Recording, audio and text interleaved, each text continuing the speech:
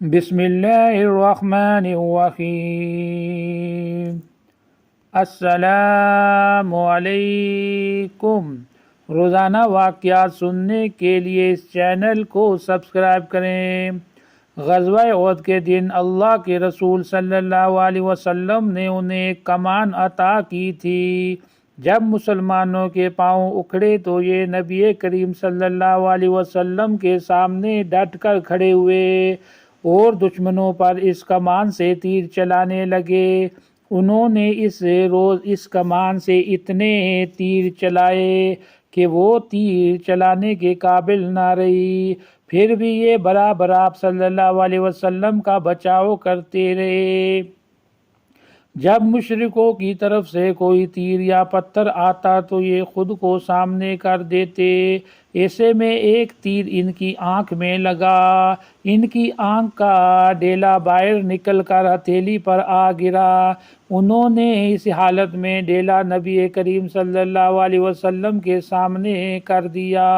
ان کی حالت دیکھ کر رسول کریم صلی اللہ علیہ وسلم کی آنکھوں سے آنسو جاری ہو گئے۔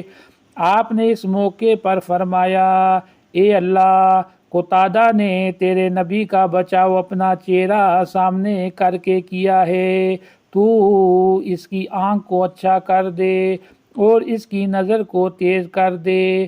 یہ فرمایا اور اس ڈیلے کو اٹھا کر آپ صلی اللہ علیہ وسلم نے اس کی جگہ پر رکھ دیا۔ اللہ کی قدرت کی آنکھ بالکل درست ہو گئی، بلکہ پہلے کی نسبت زیادہ روشن ہو گئی اور زندگی بھر اس میں کوئی تکلیف نہ ہوئی۔ مدینہ منورہ میں ایک رات آسمان پر گہرے بادل چھا گئے، ہر سو تاریکی ہو گئی۔ نبی کریم صلی اللہ علیہ وسلم نماز کے لیے نکلے تو ہر طرف اندھیرا تھا۔ اس تاریکی کے عالم میں لوگوں نے گھروں میں ہی نماز ادا کر لی تھی، لیکن مسجد کے ایک کونے میں ایک صاحب موجود تھے۔ بجلی چمکی تو رسول اکرم صلی اللہ علیہ وسلم نے انہیں دیکھ لیا اور فرمایا، قتادہ کیا تم ہو؟ انہوں نے فوراً عرض کیا، جی یا رسول اللہ، میں نے سوچا اس تاریخ میں جب کہ ہاتھ کو ہاتھ دکھائی نہیں دے رہا، بہت کم لوگ نماز کے لیے مسجد میں آئیں گے، لہٰذا ہمت کر کے چلا آیا۔ نبی کریم صلی اللہ علیہ وسلم کو ان کے جذبے سے بہت خوشی ہوئے اور فرمایا، اچھا، جب تم نماز سے فارغ ہو کر جانے لگو تو مجھ سے مل کر جانا۔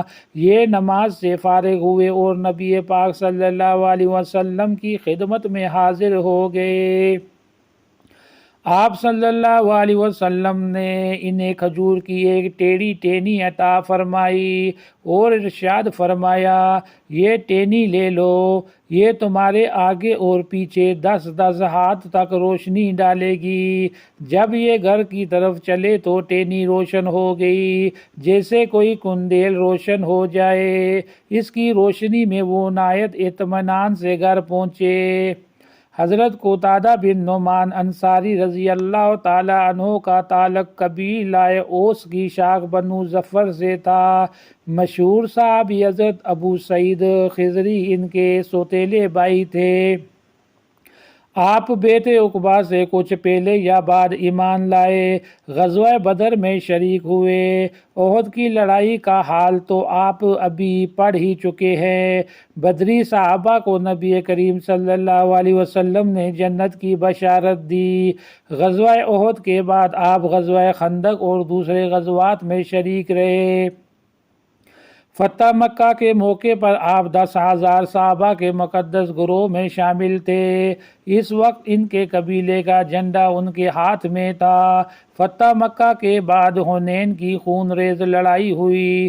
یہ لڑائی بنو حوازن بنو ثقیف کے جنگجو قبائل سے ہوئی تھی۔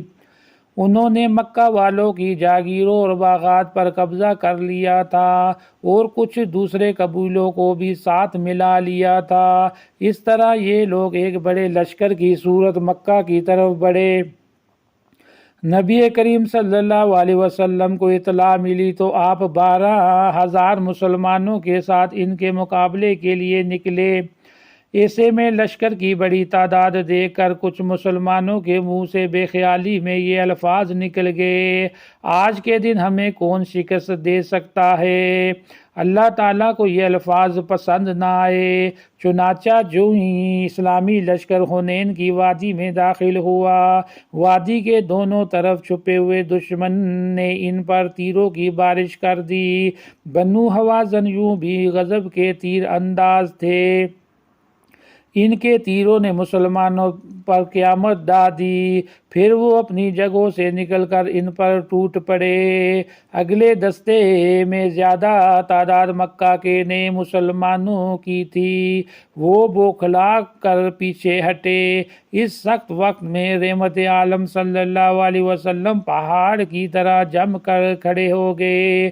صحابہ کرام کی ایک مختصر سی جماعت آپ صلی اللہ علیہ وسلم کے گرد کھڑی ہو گئی اور آپ کا بچاؤ کرنے لگی۔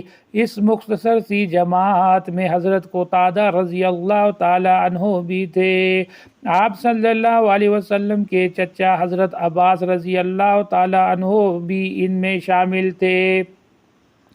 نبی کریم صلی اللہ علیہ وسلم نے ان سے فرمایا، مہاجرین اور انصار کو آواز دیں۔ انہوں نے نعرہ تکبیر بلند کیا اور مہاجرین اور انصار کو پکارا، بس اس آواز کا کانوں میں پڑنا تھا کہ مسلمان پلٹ پڑے اور میدان جنگ کا نقشہ بدل کر رکھ دیا۔ حضرت قتادہ رضی اللہ تعالیٰ عنہ اس دن بھی غزوہ احد کی طرح جم کر لڑے۔ مزید ایسی ویڈیو کو سننے کے لیے اس چینل کو سبسکرائب کریں۔